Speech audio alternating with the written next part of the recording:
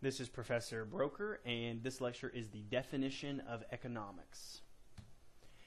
The traditional definition of economics is this. Economics is a social science that studies how society allocates its scarce resources. Now, if you read that and you just seem utterly confused, don't worry, you're not alone. That doesn't make a lot of sense to a lot of people. So what this lecture will do is break down this definition in hopefully easy to understand chunks.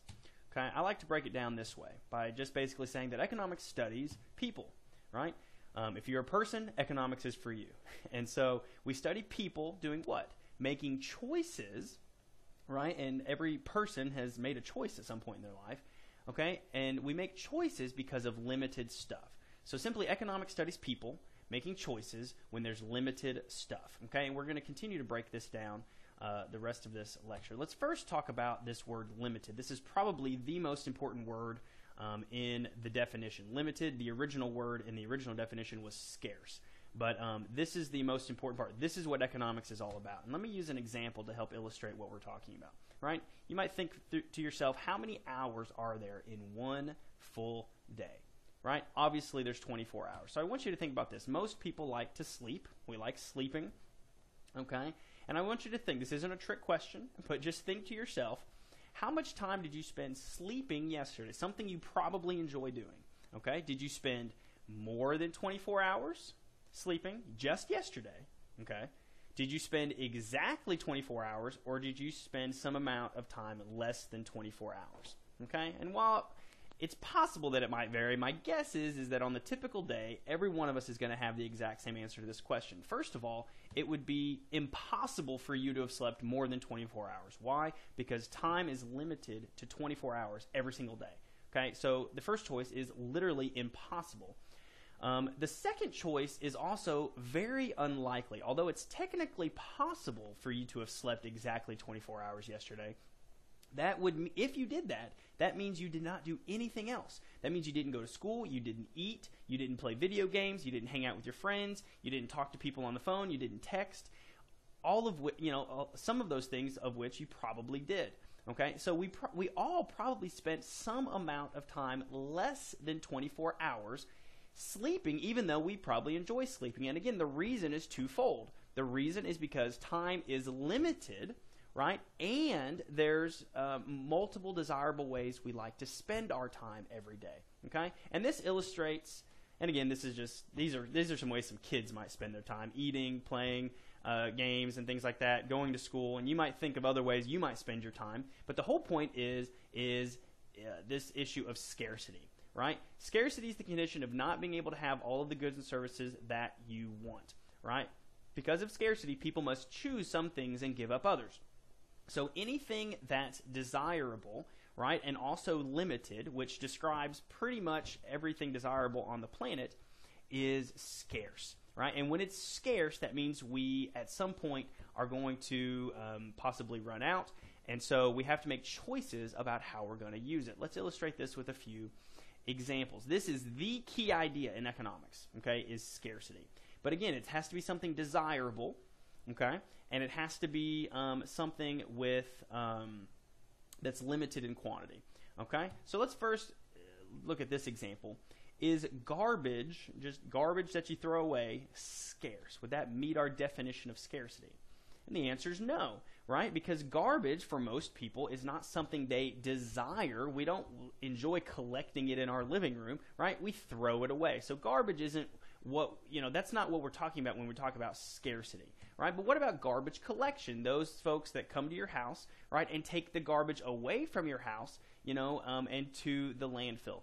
That would be scarce, right? Because that's a desirable service for most of us. And yet there's not an unlimited number of garbage trucks in any given city or county. And so garbage collection would be scarce, whereas garbage would not meet our definition of scarcity. Let's use another example. Let's just say we had a candy bar in here. Maybe you don't like 100-gram bars, but think about your favorite candy bar or favorite candy. If there was only one and there was multiple people in a room that wanted it, would that candy bar be scarce? And the answer is yes. It's desirable, right? More than one person wants it, and yet there's not enough for everybody. So that, yes, that would meet our definition of scarcity. But let me give you another example. What if I had a whole box of your favorite candy bar and there was more than enough for everyone in the room at the time? Right? Let's just say there's 100 candy bars in this box, and there's more than enough for, a class of 20 students who might want some. Would that still be scarce? And a lot of people miss this, and they say that no, it's not scarce, when actually, yes, it still would meet our definition of scarcity. Here's why. That box, of course, it still has a desirable resource in it, right? Candy bars, desirable, but there still is a finite number of candy bars in that box. Okay, and so yes, it would still be scarce because we could eventually still run out of candy bars, eventually. Okay, now, you might be asking yourself, okay, well, gosh, if they're both scarce, what's the difference? Well, clearly there's a difference, right? The box of candy bars there's a relative abundance of candy bars in that scenario, okay, compared to when there's only one candy bar. Now, when there's a relative abundance, our decisions become easier. So, for example, if I'm in a classroom of 20 students and they all want a candy bar and I only have one, that all of a sudden becomes difficult to decide who gets the candy bar. But if I've got a classroom of 20 students and I've got 100 candy bars, all of a sudden it's not that difficult. If every student wants one, I can give every student a candy bar. In fact, I can give every student 5 candy bars. And so my choices become easier the more relative abundance I have of a resource, but that does not mean that it's still not scarce, okay? So don't confuse relative abundance with scarcity. And let's illustrate this further with the issue of water. Which scenario exhibits scarcity of water, right? In California, there have drought conditions at the time. This is 2015, and they have drought conditions. And there's lots of places that are running way low on fresh water, whereas in Texas, they have many areas that are flooding, like in the Houston area. So, is water scarce in California but not scarce in Texas? Of course not. Fresh water is still scarce in both scenarios, but in one scenario, there's a relative abundance, whereas in another scenario, there might be a relative, you might call shortage. Okay, obviously, Texas would maybe have a relative abundance of fresh water at the moment, but that does not mean it's still not scarce. So which scenario would have easier choices about the water supply this year? Well, clearly the case with relative abundance. Texas probably would have easier choices, right? Their aqueducts are way full because of all the rain they've been getting, so they're going to have easier choices about the water supply, whereas California has much more difficult choices. So again, don't confuse relative abundance and scarcity. They're two different concepts. Resources that are limited in quantity and desirable are scarce. Okay, now scarcity then forces us and people to make choices. Okay, we have to make choices about lots of things. We have to make choices about how we spend our time. We have to make choices about how we spend our money. Right? When we get money, if we have $1,000, we basically have two fundamental choices. We can spend it, right? Or we can save it. Money I spend is all of a sudden money I can no longer save, and money I save is money that I cannot spend at the moment, right? I have to make that choice. Why do I have to make those choices? Because my money is scarce, okay? And again, and that's true really no matter how much money you have, right? I mean, if I have $100 or if I have $100,000, okay, I still am going to have to make choices about how much I'm going to spend and how much I'm going to save, because in both scenarios, my money is still scarce. Now, granted, if I have $100,000, my choices might be a little easier, but I still am going to have to make choices because my money is still scarce. Okay?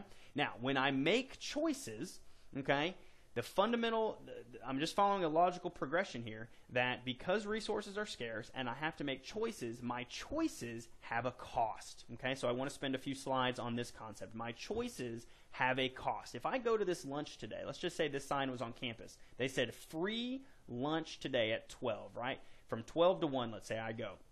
And I did not have to pay anything monetarily. Does that mean that the lunch really was free for me? And the answer is no.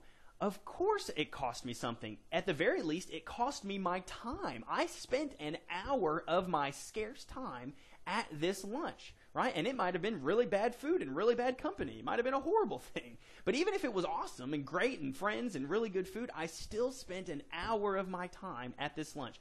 Whatever I could have been doing with that time is my cost of attending this lunch. And the most often the costs associated with my decisions are non-monetary. So in economics, we often will talk about costs, okay? And a lot of times those costs will be non-monetary, which is maybe different from some of the other disciplines you might study, such as accounting and finance, okay? But that's a big concept in economics, is no matter what decision I make, I have sacrificed some resources, some resource allocation. Maybe that's time, maybe that's something else, maybe that's money, okay? And that is my cost, okay? We have a special name for this.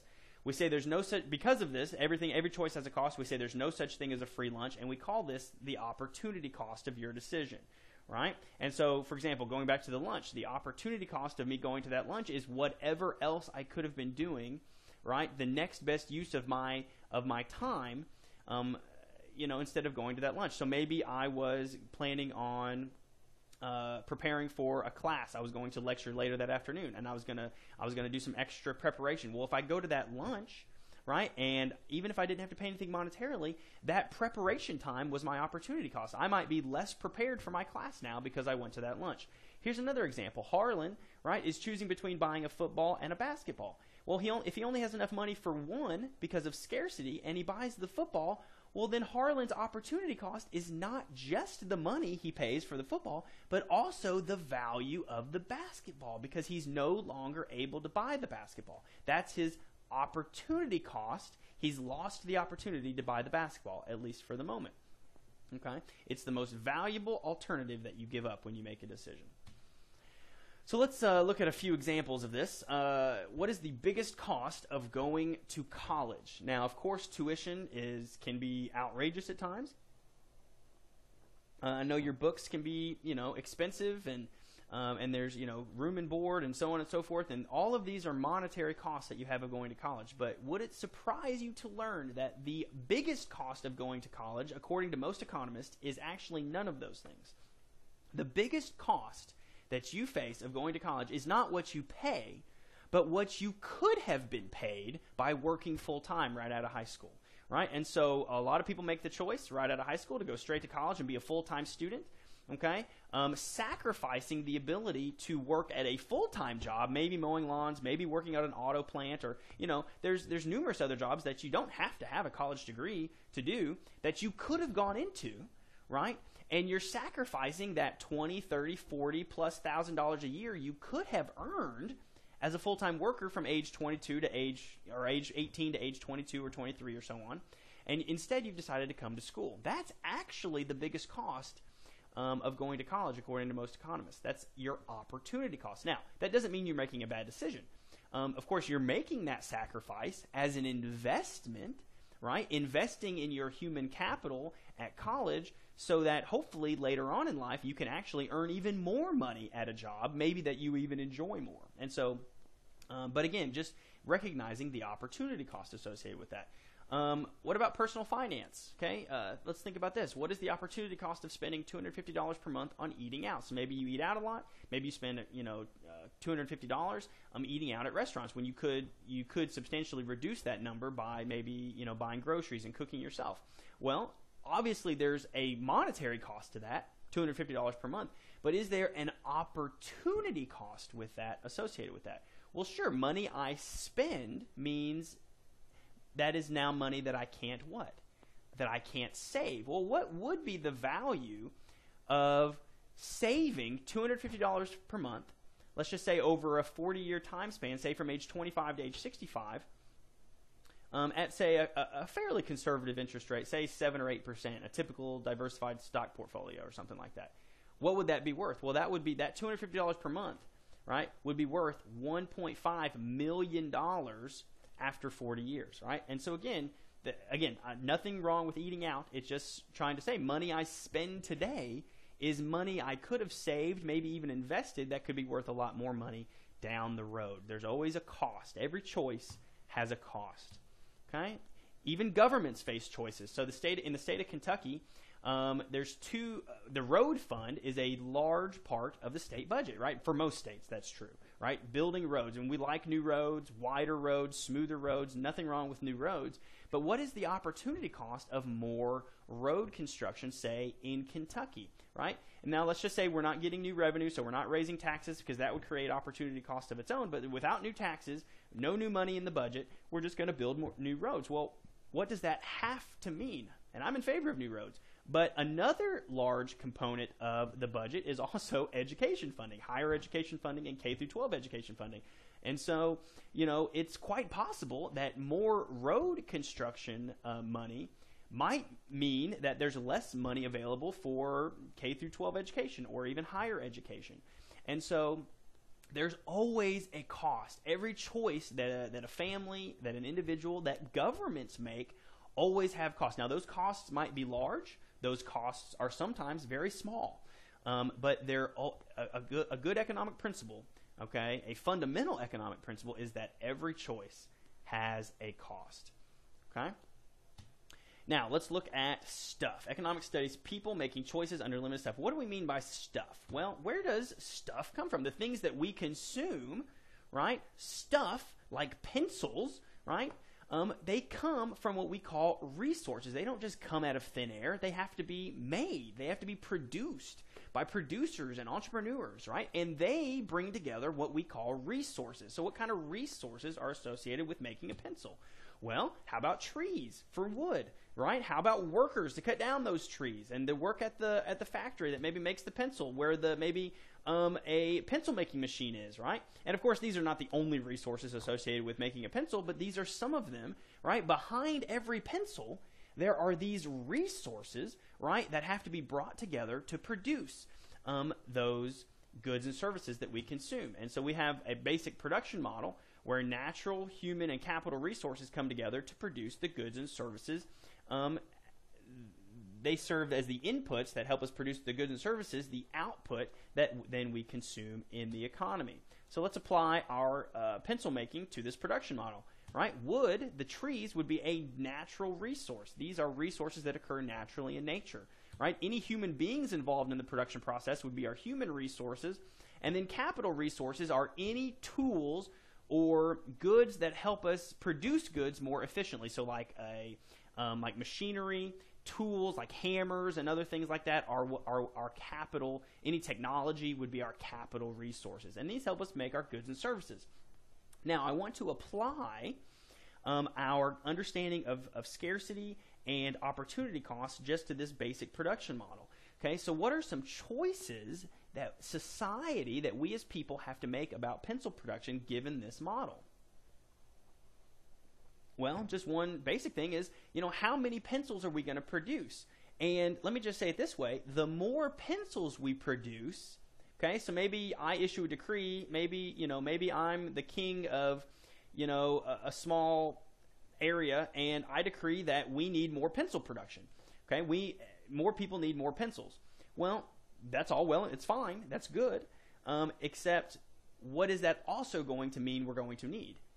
That means we're going to need more inputs. We're going to need more resources to produce those pencils. So, for example, we're going to need more trees. We're going to need to cut down more trees in order to make more pencils. We're also going to need more people to help us cut down those trees and also probably work in the factories to help us make those pencils, right? So these are some choices. More pencils means we're going to have to cut down more trees. And what are some costs associated with then making those more pencils? Well, you can immediately begin to think, well, gosh, if we cut down more trees to make more pencils that I've decreed that I want us to have, that means there's fewer trees planted, which means maybe our air isn't as clean, right? Also, the more trees that we cut down and use for pencil production means there might be less trees available for building houses or other things that use wood in their production process. More workers that are lumberjacks that are cutting down these trees might mean there's fewer workers available to work in the automobile factories. So we might have to, there might be fewer cars, all because I decreed that we would make more pencils. And again,